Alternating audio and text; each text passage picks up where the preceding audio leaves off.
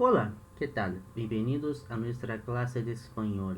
Hoy nosotros vamos a ler um texto. Então hoje nós vamos ler um texto. Bem-vindos à nossa aula de espanhol.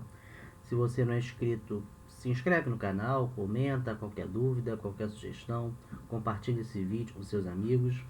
E se você puder e quiser contribuir no meu trabalho, na descrição do vídeo tem as maneiras que você pode fazer isso. Então, na aula de hoje, nós vamos ver um texto, um diálogo. Esse texto tem esse título, Una vuelta por la ciudad, uma volta pela cidade. Lembrando sempre, é importante a gente lembrar que em português, quando a gente tem essa preposição por junto com um artigo, eles se misturam, né, e vira outra coisa. Então, por com o artigo o vira pelo, por com um artigo a vira pela, né? Então seria aqui uma volta pela cidade.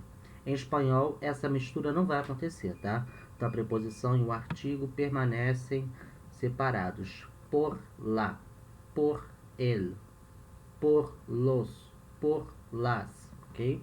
Então, na vuelta por la ciudad. Uma volta pela cidade. Então, um diálogo entre o senhor Gomes e o... Eu acredito que seja Richard, né? Seja em inglês esse nome, né? Porque em espanhol o nome é igual em português. Ricardo. Então, eu acredito que escrito dessa maneira esteja em inglês, né? Richard. Então, um diálogo entre esses dois personagens. E aí o senhor Gomes começa falando, ó, que lhe parece nuestra ciudad, né? Que lhe parece nuestra ciudad. Ele está perguntando a opinião, né, do Richard sobre a cidade. Quando a gente quer perguntar a opinião de uma pessoa, a gente pode usar esse verbo parecer, né? Que lhe parece. E aí a gente usa esse pronome, né, de complemento indireto, né, o que parece para você, né, tá perguntando a opinião. A gente também pode perguntar a opinião de uma pessoa usando o próprio verbo opinar, e a gente pergunta: que opinas de alguma coisa? Então, que opinas de nuestra ciudad? Seria também uma possibilidade. Aqui ele usa o verbo parecer, também está tudo certo. Que lhe parece nuestra ciudad? Ele está perguntando o que o Richard acha da cidade. Aí ele responde: me gusta mucho, aunque aún no he visto todo. Então, me gusta mucho, né? Eu gosto bastante. Lembrando sempre que esse verbo gustar, ele tem essa conjugação diferente, né? Me gusta. A gente tem um vídeo falando sobre o verbo gustar e essa conjugação diferente. Aunque aún no he visto todo. Aunque quer dizer mesmo que, né? Mesmo que aún. Esse aún é ainda, tá? Então, mesmo que ainda não vi tudo, não he visto todo. Esse aún também poderia ser substituído pelo todavia, tá? Vou botar aqui em cima. Todavia. Todavia, em espanhol, não tem o mesmo significado do português, tá? Português, todavia, né, é uma conjunção de adversidade, né? A mesma coisa que mais, porém, contudo, todavia, entretanto, no entanto, né? Tem esse sentido. Em espanhol é diferente. Todavia quer dizer ainda. Então, ele poderia substituir esse aún aqui. Tomar cuidado, porque também existe a palavra aún sem acento. E aí tem outro significado. Então, aún com acento vai ter sentido de temporal. O aún sem acento, ele vai ter o sentido de inclusive ou até, tá? E aí ele vai se escrever sem acento. Nesse caso aqui, esse aún com acento, tá? Então, eu gosto muito, mesmo que ainda não vi tudo, não tenha visto tudo, né? E aí o senhor Gomes pergunta: que ha visitado usted já? Então, o que o senhor já visitou? Então não tem muito problema essa frase, né? Então, que o senhor já visitou. E aí ele responde la catedral, né, a catedral, la plaza mayor e el palácio real. Então a catedral, a praça, nesse sentido maior e nesse sentido de principal, né, praça principal, e o palácio real. Então aí o senhor Lopes, eu acho que devia ser o senhor Gomes, mas aí deve ter tido um erro na hora de digitar, virou senhor Lopes. Mas enfim, outra pessoa pergunta: Foi usted ayer al Museu del Prado? Então, o senhor foi ontem ao Museu del Prado? Museu del Prado, ele é um museu que fica em Madrid, né? Madrid. Então tem aqui a foto da entrada do museu, Museu del Prado. É um museu de arte, né? Então, lá na coleção do Museu do Prado tem essa famosa pintura As Meninas, do Diego Velázquez, que é um importante pintor espanhol. É um museu bastante conceituado na Espanha. Então ele pergunta: o senhor foi no Museu del Prado ontem, né? O senhor foi ontem no Museu do Prado? Aí o Richard responde: sim, depois de comer. Sim, depois de comer. Aí ele continua: como era domingo, havia muitos turistas e tuve que estar mais de meia hora em la cola. Então, como era domingo, havia muitos turistas e eu tive que estar mais de meia hora em la cola, fila. A gente já viu essa palavra algumas aulas atrás. A gente já viu que cola em alguns lugares pode ser também cola mesmo, de colar, como também pode ser rabo, cauda, e também pode ser fila. Repara nesse habia aqui no singular, né, terceira pessoa do singular, que é o verbo haver com sentido de existir.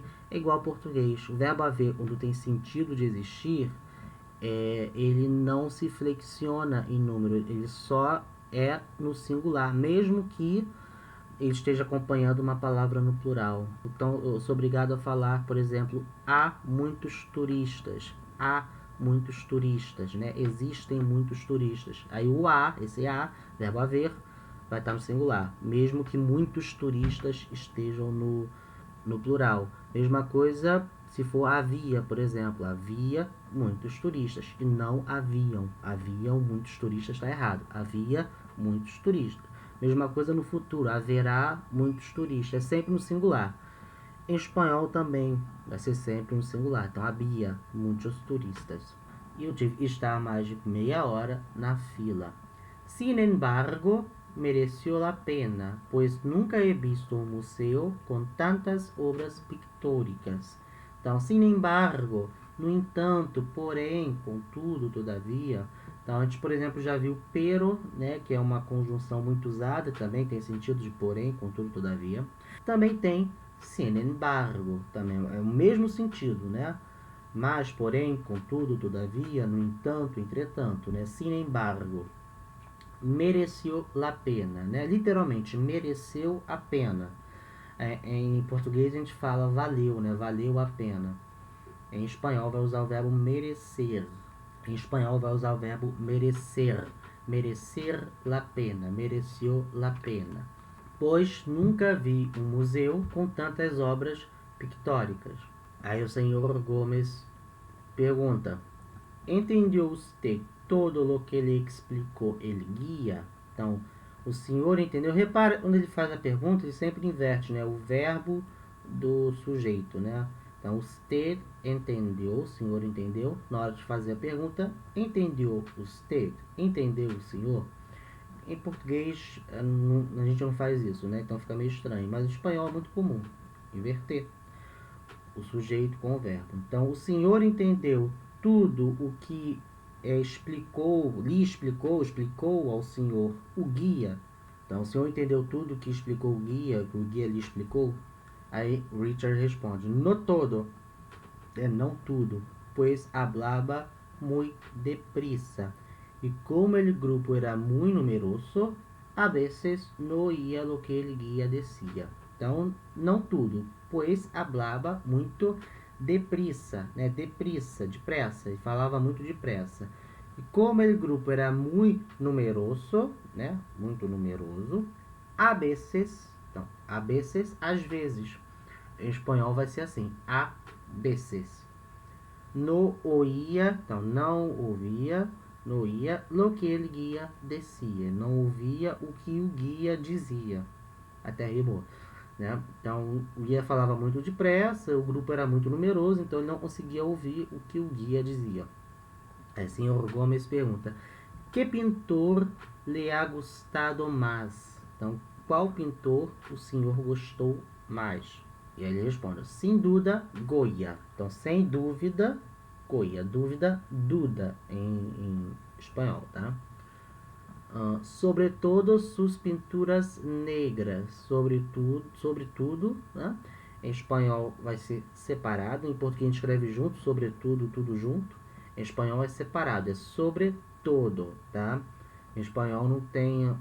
Em português a gente tem a palavra todos, né? Todo, todos, e a palavra tudo, né? Que são duas coisas diferentes. Em espanhol só vai ter essa palavra todo, né? Que vai servir para tudo. Então, sobretudo, em espanhol, sobretudo. Então, sobretudo, suas pinturas negras. Sobretudo, suas pinturas negras, pretas. Em espanhol não vai ter essa diferença de preto e negro, como tem em português, né? Em português nós temos essas duas palavras. Em espanhol só vai ter uma palavra, que é negro, tá? É só essa palavra que tem em espanhol. Creo que ha sido el pintor que mejor ha sabido representar los horrores de la guerra. Então, creio, acho, tá? Então, você vai dizer uma opinião, você pode usar o verbo creer. Eu creio, eu acho. Então, eu acho que foi, né, o Goya, o pintor, Goya foi o pintor que melhor soube representar os horrores da guerra. E aí, senhor Gomes pergunta: que hizo usted depois de visitar o museu? Então, o que o senhor fez depois de visitar o museu? Aí o Richard responde: decidi dar um passeio por el Madrid de los Austrias. Isso é interessante. Madrid de los Austrias. Por Madrid de los Austrias, também llamado Barrio de los Austrias, se conoce una amplia zona de la capital española, sin entidad administrativa, correspondiente al primitivo trazado medieval de la ciudad y a la expansión urbanística iniciada por los monarcas de la Casa de Austria. Então é um lugar, né, uma zona na capital espanhola, em Madrid, e é chamado de Madrid de los Austrias por causa da família da real da época, da casa real, né? Então é um lugar ali em Madrid, no centro de Madrid, que é meio que um centro histórico, tem os prédios da época, é um ponto turístico. Então é um lugar lá em Madrid, Madrid de los Austrias. Então ele foi lá visitar Madrid de los Austrias. Hacía un tiempo maravilloso y había mucha animación en las calles. Então fazia um tempo maravilhoso e havia muita animação nas ruas. Siempre me ha gustado conocer la vida y las costumbres del país que visito. Então, sempre gostei de conhecer a vida e os costumes do país que visito. Tem que prestar atenção com esse verbo gostar, vou falar dele de novo, porque em português a gente usa a preposição de, né? Gostar de. Então, eu gosto de fazer alguma coisa. Em espanhol vai ser diferente, vai ser me gusta hacer alguma coisa. Então, além do verbo se conjugar diferente, então tem esse detalhe na conjugação do verbo gustar, né? A gente não conjuga yo gusto, e sim me gusta, a mí me gusta. A gente também não usa a preposição depois. Então, me gusta hacer alguma coisa. Então, me ha gustado conhecer, né, conhecer a vida e os costumes, né, costumbre, costume. É uma palavra feminina em espanhol, la costumbre. E aí o senhor Gomes fala, tiene usted razón. Então, o senhor tem razão. Hay que conocer también la forma de vida y los productos típicos del país. Então, tem que conhecer também, há que conhecer também a forma de vida e os produtos típicos do país. Que lhe parece se vamos a uma taverna típica em donde há vinho estupendo? Então, a mesma pergunta da primeira fala do texto, né? O que lhe parece, né? Para perguntar a opinião de uma pessoa, mesma coisa aqui. Que lhe parece, né? O que o senhor acha? Não, que lhe parece, né? Se vamos a uma taverna típica em donde há vinho estupendo. Então, o que o senhor acha, né? Se vamos a uma taverna típica onde há vinho estupendo. O espanhol vai usar esse en aqui porque está falando de um lugar. Então, en é a preposição de lugar, né? En donde.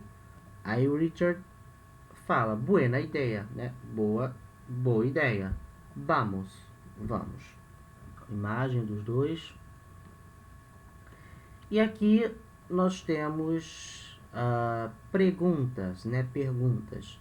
São 10 perguntas de interpretação de texto, então eu não vou respondê-las, né? Eu prefiro que vocês façam e comentem aqui embaixo, né? Porque são perguntas de interpretação de texto.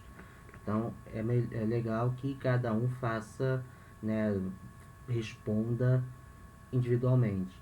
Então coloca aqui nos comentários, dá pausa nesse vídeo, responde rapidinho, coloca nos comentários a resposta.